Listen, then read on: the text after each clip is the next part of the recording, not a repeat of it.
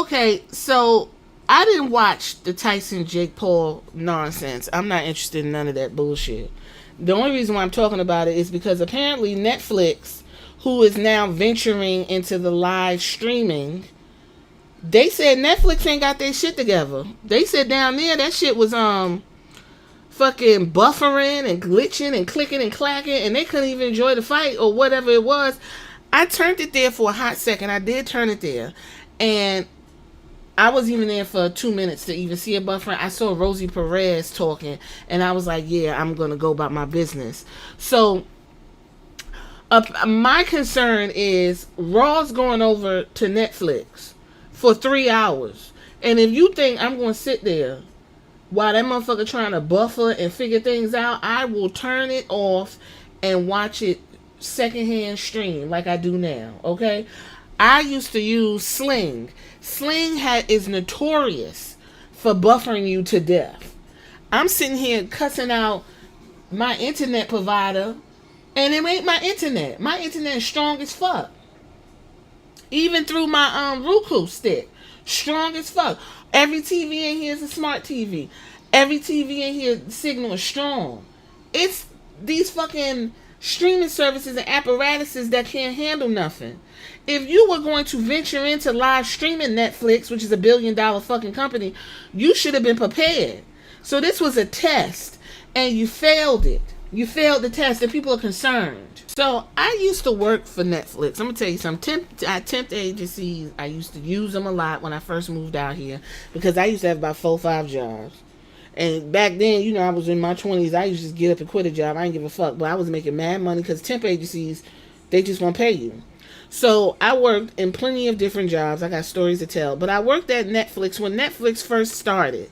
And maybe some of you are young, but Netflix first started as a mail-in service. So you would pick your movie, and we would put it in the Netflix CD paper and mail it to you. You watch a movie 2 or 3 days, however you had it, and you would send it back. What my job was to switch out the leaves, the sleeves that the CDs were in, because a lot of y'all nasty as fuck. Okay, we used to have roaches. People would eat. People would spit in them. All kinds of crazy shit was in these sleeves. So I would sit there for 8 hours. I was making about $15 an hour before $15 an hour was being fought for. And I would take the CD out, throw the sleeve away, get a brand new sleeve, clean the CD, put it back in, put it in the bin. That's what I did all day. Now, fast forward 20 years later, look at Netflix. It is still a streaming service. Everything is recorded. Everything is old. It's already uploaded. All you got to do is essentially play the shit. All you got to do is play it. And even then, sometimes Netflix will have you sitting there at 89 and you like, okay, girl, all you got to do is play it. But now, every streaming service is getting into live entertainment. Hulu, Amazon, Peacock, Paramount, Max, you name it. Everybody wants a piece of this $1 billion live entertainment because of the ads and because of the ad revenue that they could get. Okay, so Netflix said they wanted to do it, and this was their first test. They failed. Somebody said in this article, Netflix isn't built for it. They said the streaming conglomerate is on the ropes in the eyes of many due to various issues.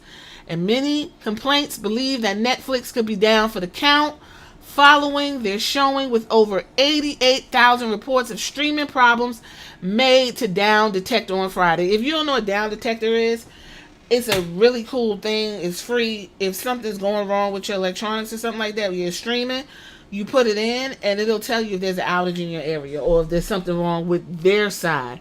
Usually it's their side and it's not you. Because these motherfuckers that have you unplugging all of your stuff and it never was you, it was them. They love doing that.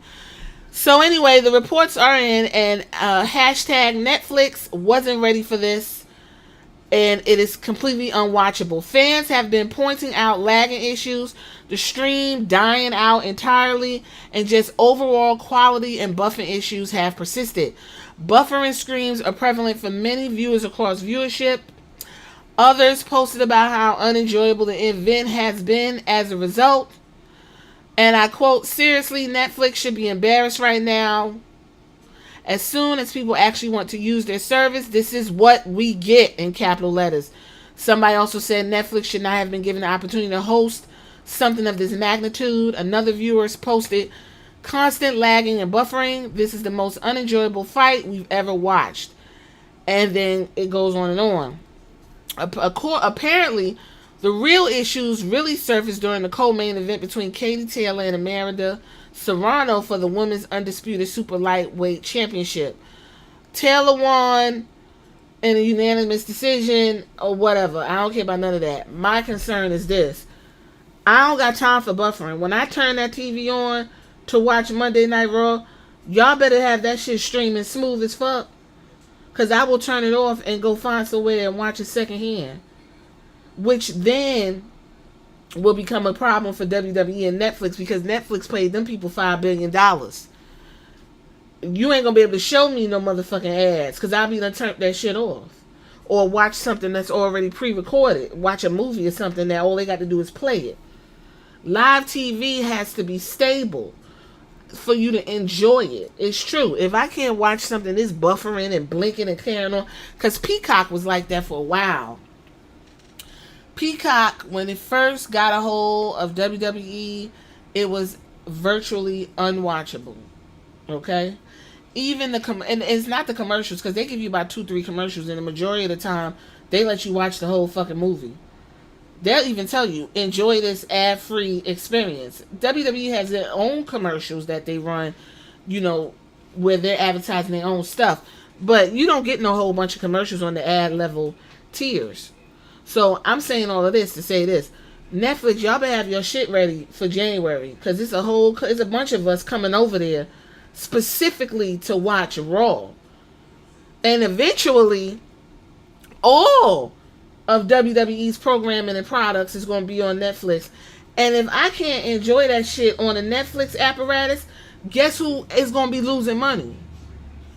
You already done paid these people. The Raw already made a deal with you. Y'all going to be mad as fuck when people watching shit secondhand and pirating and booting stuff, because I'm not about to be unplugging my stuff and the issues on your side. Y'all better tighten up. That don't even make no damn sense. Tell me what you think in the comments.